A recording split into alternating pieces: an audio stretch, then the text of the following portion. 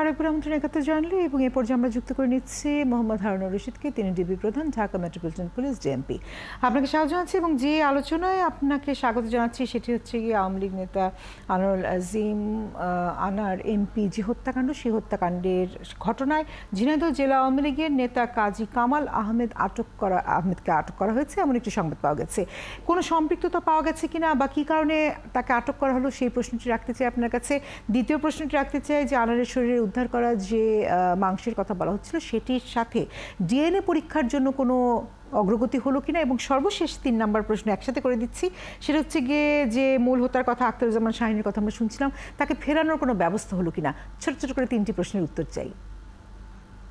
ধন্যবাদ আপনাকে। আসলে আপনি জানেন যে আমরা আমাদের মাননীয় এমপি মহোদয়ের যে হত্যাকাণ্ডটি ঘটেছে সেটা তো ইন্ডিয়ার মাটিতেই ঘটেছে, এবং সেখানে মোটা দাগে যত ঘাতক, সকল ঘাতকের বাড়ি আমাদের বাংলাদেশে, এবং তারা সেই অপরাধের এখানে যে মাস্টার মাইন্ড, বেনিফিশিয়ারি, অর্থাৎ যে মূল নেতৃত্ব ছিল সেটা হলো শাহীন, আখতারুজ্জামান শাহীন। সে এখন বর্তমানে ইউএস পাসপোর্ট হোল্ডার, সে এখন ইউএসএ আছে।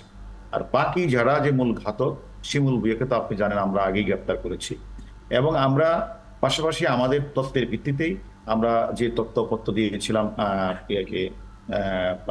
নেপালকে, সে নেপাল থেকে কিন্তু সিয়ামকে তারা অনানুষ্ঠানিকভাবে আমাদের বলেছে তাকে আটক করেছে। তারপরে এদিক দিয়ে ইন্ডিয়াতে আমরা সেখানে জিয়াদ তালুকদার যে পৈশাচিক, তাকে হত্যা করে পৈশাচিক লাশটা গুম করার যে কাজটা যে করেছিল জিহাদ, আর এদিক দিয়ে সিয়াম, তারাও আটক করেছে। আমাদের এখানে ভুইয়া সাহেব ছাড়াও সেখানে আমাদের তানভীর এবং সিলাস্তি গ্রেপ্তার হয়েছে। মোটামুটি আমরা মনে করি এটা কনক্লুসিভ পর্যায়ে রয়েছে, এবং আমরা মোটামুটি জেনে গিয়েছি যে কিভাবে, কোথায়, কারা এই সংঘবদ্ধ চক্রটা বাংলাদেশের একাধিক জায়গায় মিটিং করে তাকে বারবার হত্যার চেষ্টা করে তারা শেষ পর্যন্ত তারা সফল হয়েছে ইন্ডিয়ার মাটিতে। এবং তারা কিন্তু বাংলাদেশের মাটিকে তারা কিন্তু সাহস করে নাই। তারা কিন্তু বলেছিল, তাই একাধিক মিটিংয়ে গুলশান এলাকায় যে মিটিংটি হয়েছিল সেখানে কিন্তু একাধিকবার বলা হয়েছে যে আমাদের জন্য ভালো হবে বাংলাদেশের মাটি। সেখানে কিন্তু যে বেনিফিশিয়ারি, মূল যে মাস্টার মাইন্ড, সে কিন্তু রাজি হয় নাই। সে লাস্টে বলছে তার ইন্ডিয়াতে তারা তাকে করার জন্য 3বার গিয়েছেন। এটা হলো যে 13 তারিখ যে ঘটনাটি ঘটেছে, এটা হলো 3rd টাইম এই বাসাতে। এবং আমার কথা হলো যে আমরা যে মোটামুটি আপনি জানেন যে এখানে ডিএনএ টেস্টের যে বিষয়টা বলেছেন, ডিএনএ টেস্টে আসলে আমরা তো আমাদের তথ্যের ভিত্তিতে আমরা ইন্ডিয়ান পুলিশকে রিকোয়েস্ট করেছিলাম যে সিলাস্তি আমাদেরকে তথ্য দিয়েছিল যে রাতের বেলা ঘুমানোর সময় একটু পানির শব্দ পেয়েছিল। সেই ভিত্তিতে আমরা ইন্ডিয়ান পুলিশকে বলেছিলাম, সিডিকে বলেছিলাম একটু সোয়ার্স লাইনটা যদি একটু চেক করা যেত বা কেন শব্দ হয়েছিল। আলটিমেটলি তারা আমাদের অনেক কোঅপারেশন করেছেন, তারা আমাদের সাথে সহযোগিতা করেছেন, এবং তারা আলটিমেটলি তারা আমাদেরকে ধন্যবাদ দিয়েছেন, এবং তারা এটা করে অনেক মাংস পেয়েছেন। এখন আমার কথাটি হচ্ছে যে এই মাংসটা তারা সাথে সাথে তারা রেখেছেন, এবং তারা এটা ফরেন্সিক টেস্ট করবে, তারপর ডিএনএ টেস্ট করবে। এখন আমাদের ইন্ডিয়ান পুলিশের সাথে সিআইডির সাথে যারা মামলাটি তদন্ত করছেন, সিআইডি পুলিশ, তারা আমাদের অলরেডি বলেছেন যে আমরা এই দিক দিয়ে যে এমপি আনোয়ারুল আজিম যে ওনার যে মেয়ে ডরিন সহ যারা যারা যাবে তাদের পাসপোর্ট অলরেডি রেডি হয়ে আছে। এখন ওনারা গেলে হয়তো ডিএনএ টেস্টটা হইলে হয়তো তারা ম্যাচ করবে। কিন্তু এটাও আপনাদের জেনে রাখা উচিত যে আমরা স্বাভাবিক কোনো ঘটনা না যে ফ্লাশ করে স্বাভাবিকভাবে কেউ কোনো অন্য মাংস ফেলায় না। পৃথিবীর কোথাও এই ধরনের ঘটনা ঘটে না। এটা একটা অস্বাভাবিক বিষয়, তাই না? এখন সেখানে এটি মাংসের টুকরাগুলি সোয়ার্সদান দিয়ে পাওয়া গেছে। যাই হোক, এটা একটি তদন্ত, এটা একটা ডিএনএ টেস্টের বিষয়। ডিএনএ টেস্ট করে একটা আসলে তারা এটা নিরূপণ করবে। কিন্তু আমরা কিন্তু দেখেন, আমরা বিভিন্ন আসামিদেরকে আমরা জিজ্ঞাসাবাদ করেছি, তারা কিন্তু একদম A to Z তারা কিন্তু হুবহু আদালতে 164 করেছে ম্যাজিস্ট্রেটের সামনে। সেখানে আমরা পুলিশ নেই, যারা সেখানে কিন্তু সবকিছু স্বীকার করেছে। এবং আমরা জিহাদ হালদার যেখানে রয়েছে, সেও কিন্তু তার সাথে কিন্তু আমরা কথা বলেছি। সে আমাদেরকে নিয়ে ঘটনাস্থল এবং যেখানে লাশটাকে টুকরো টুকরো করে পৈশাচিক কায়দায় গুম করার উদ্দেশ্যে তারা যেখানে যেখানে ফেলানোর কাজটি করেছে, সেই জায়গাগুলো তারা আমাদের দেখিয়েছেন। অতএব আমি মনে করি, এছাড়া আপনারা জানেন যে ডিজিটাল এভিডেন্স, যে আপনারা দেখেছেন যে সঞ্জীবা গার্ডেনে যে লোকটা ঢুকলেন, বাসায় ঢুকলেন আমাদের এমপি আনোয়ারুল আজিম, আমরা সেখানে সিসিটিভি দেখছি, ডিজিটাল এভিডেন্স দেখছি, কিন্তু ঢুকার পর আর যে কোনোদিন তিনি বের হলেন না, এটাও কিন্তু আমরা জানি। সবাই বের হয়েছে, শুধু দেখেছি কতগুলি বড় ব্যাগ পলিথিনের মধ্যে একটা কিছু টুকরা, মানে এগুলি কি আছে আমরা জানি না। এছাড়া কিন্তু আমরা আমাদের মাননীয় সংসদ সদস্য, আমাদের অত্যন্ত বাংলাদেশের মানুষের, তার এলাকার জনগণের মানুষের ভোটে নির্বাচিত একজন সংসদ সদস্য, সে কিন্তু আর ফিরে নাই। তাহলে আমাদেরকে দেখতে হবে সে ঢুকলেন, বের হলেন না। আমাদের সেখানে কাজী কামাল আহমেদকে যে আটক করেছেন তার সাথে কি কোনো সম্পৃক্ততা পাওয়ার সুযোগ আছে বা এরকম কোনো কিছুর ভিত্তিতে?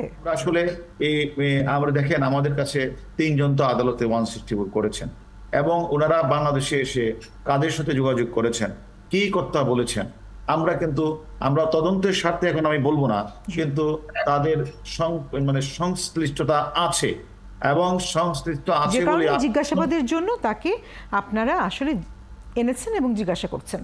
হ্যাঁ, আমরা জিজ্ঞাসা না, আপনাকে এখন আমি একটা নতুন খবর দিতে চাই। তাকে আমরা গ্রেপ্তার দেখিয়েছি।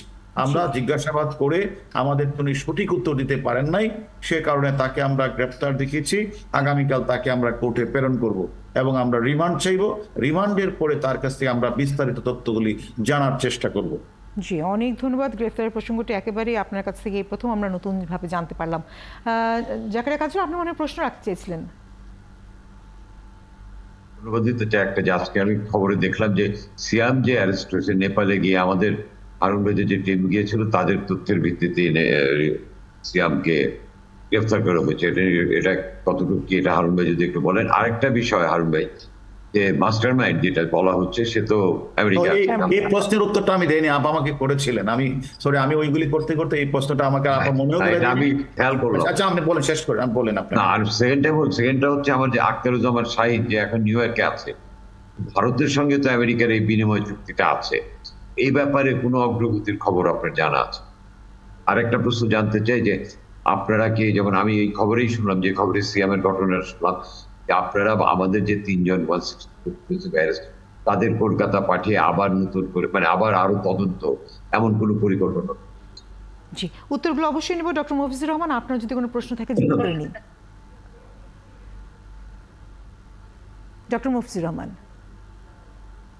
না, পার্টিকুলার কোনো প্রশ্ন না, কিন্তু ওভারঅল যে বিষয়টি সেটা হচ্ছে, যেহেতু এটা একটা আন্তর্দেশীয় বিষয়, যে সেটা হারুন ভাইরা তো এগুলো খুবই পারঙ্গমতার সাথে সবসময় করেন, কিন্তু আন্তর্দেশীয় বিষয় হওয়ার ফলে যে চ্যালেঞ্জগুলো আসছে, সেই চ্যালেঞ্জগুলো ওভারকাম করে বিষয়টার সুরাহা, এটাকে আমরা খুব মানে প্রত্যাশা করতে পারি কিনা? হ্যাঁ, ধন্যবাদ আসলে আপনাকে। আমি প্রশ্ন জাকারিয়া ভাই যে আমাদের যে প্রথম প্রশ্ন যেটা ছিল, আসলে দেখেন সিয়ামকে আমাদের তথ্যপত্রের ভিত্তিতে তারা আনঅফিশিয়ালি আমাদেরকে বলেছিলেন যে সিয়ামকে তারা করেছে। আমরা সে প্রেক্ষিতে আমরা সেখানে গিয়েছিলাম, এবং আমরা যখন এয়ারপোর্ট দিয়ে যাই, আমরা কিন্তু স্পষ্ট, আমার বক্তব্যটা ছিল এরকম যে যতগুলি যে অনেক হত্যাকাণ্ড বাংলাদেশে হয়েছে, এবং বাংলাদেশে ওই মাটিতে বসে তারা অনেকগুলি চক্র তারা বাংলাদেশের মানুষকে জিম্মি করে টাকা আদায় করছে, বিভিন্ন ধরনের অভাব অভিযোগ। এবং দেখা গেল যে আমাদের যে মাস্টার মাইন্ড, সেও ঢাকা থেকে দিল্লি থেকে কাঠমান্ডু হয়ে উনি, মানে দুবাই হয়ে উনি আমেরিকা গেলেন। আবার আমাদের তথ্য আসছে সিয়ামের বিরুদ্ধে আমাদের এনসিবির মাধ্যমে আমরা নেপাল এনসিপিকে আমরা অবগত করলাম যে সে এখানে আছে, তাকে আমরা অ্যারেস্টের ব্যবস্থা। তারা আমাদেরকে আনঅফিশিয়ালি বলেছে হ্যাঁ, আমাদের ইন কাস্টডি, আপনারা আসতে পারে। তখন আমরা তাকে যেটা বললাম যে আমরা জানি কিন্তু যে আমাদের সাথে এক্সট্রাডিশন ট্রিটি কিন্তু নেপালে নেই, কিন্তু আমরা সেটা জানি, তাদেরকে আমরা বলেছি। কিন্তু তাদেরকে আমরা যেটা বলেছিলাম যে আপনারা জানেন বঙ্গবন্ধু হত্যা মামলার যে বদলুল হুদা এবং আপনার মহিউদ্দিন মেজর, তারা দুজনেই কিন্তু একজন হলো কিন্তু থাইল্যান্ডে থেকে, কিন্তু এক্সট্রাডিশন ট্রিটি নাই, বাট ইমিগ্রেশন এতে তারা পুশব্যাক করেছে, আমরা ডিপোর্ট করে নিয়ে এসেছি। এরকম পথে আমরা নিয়ে আসতেও এই কথা বলি আমরাই করেছি। কিন্তু পরে আমরা সেখানে পৌঁছার পর আমরা কথাবার্তা বলেছি, বিভিন্ন জায়গাগুলিতে আমরা বিভিন্ন পুলিশ কর্মকর্তার সাথে কথা বলেছি, কেন আমাদের দেশের আসামিরা হত্যা করে এটাকে রুট হিসেবে কেন ব্যবহার করে, এবং তাদের সাথে আমরা ইন্টারাকশন বৃদ্ধি করেছি। পাশাপাশি যখন আমরা বললাম তোমরা আমাদেরকে মানে ইমিগ্রেশন এর মাধ্যমে তার পাসপোর্টের মেয়াদ শেষ, তোমরা তাকে ইলিগালি অবস্থান করছে, তোমরা তাকে সেখান দিয়ে তোমরা দিয়ে দিতে পারো, তারা রাজি। এই মুহূর্তে হঠাৎ করে ইন্ডিয়া আবার এটাকে, মানে কলকাতার পুলিশ সেটাকে আবার তাকে মোস্ট ওয়ান্টেড হিসাবে তারা মোস্ট নিডেড কান্ট্রি হিসাবে তারা তাকে চেয়ে বসলেন। এবং এটাও ঠিক যে আমাদের সাথে যেহেতু আবার ইন্ডিয়া চেয়ে বসে আছে, তখন তো আর আমাদের আর ওই যে ইমিগ্রেশন ল অনুযায়ী ইলিগালি তাকে এক্সপোর্ট করা, কারণ কলকাতার সাথে আবার নেপালের একটা ট্রিটি রয়েছে।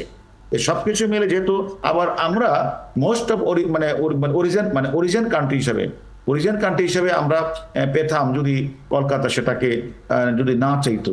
এবং কলকাতা কেন মোস্ট ওয়ান্টেড সেটি হচ্ছে কারণ আপনি জানেন আমাদের ওনার মূল হত্যাকাণ্ডটা সংঘটিত হয়েছে কলকাতার মাটিতে, এবং আসামিরা কি কি গাড়ি ব্যবহার করেছে, কোথায় তাকে টুকরো টুকরো করে তার যে মানে পৈশাচিক কায়দায় কোথায় ফেলেছে তারা কিন্তু জানে। এই জিহাদও জানে, সিয়াম জানে। আমি মনে করি আমাদের চেয়ে তাদের বেশি প্রয়োজন, এবং তাদের এক্সট্রাডিশন ট্রিটি রয়েছে।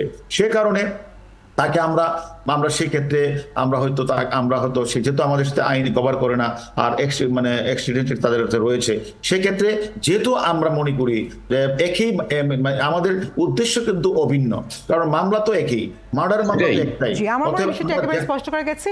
এবং ডক্টর মফিজুর রহমান যেমনটি বলছিলেন যে আন্তর্দেশীয় বিষয়টি আসলে আমরা কিভাবে সমাধান করতে পারবো, যেহেতু সকলের দিক থেকে যথেষ্ট মাত্রায় সহায়তার হাতটি বাড়িয়ে দেওয়া হয়েছে, কাজে আশা রাখছি আমরা এই ঘটনার বা এই চাঞ্চল্যকর হত্যাকাণ্ডের শেষ অবধি খুব দ্রুতই পৌঁছে যেতে পারবো এই প্রত্যাশা রাখতে চাই। মোহাম্মদ হারুনুর রশিদ, আপনি আমার সাথে যুক্ত ছিলেন, ধন্যবাদ, কৃতজ্ঞতা জানাচ্ছি।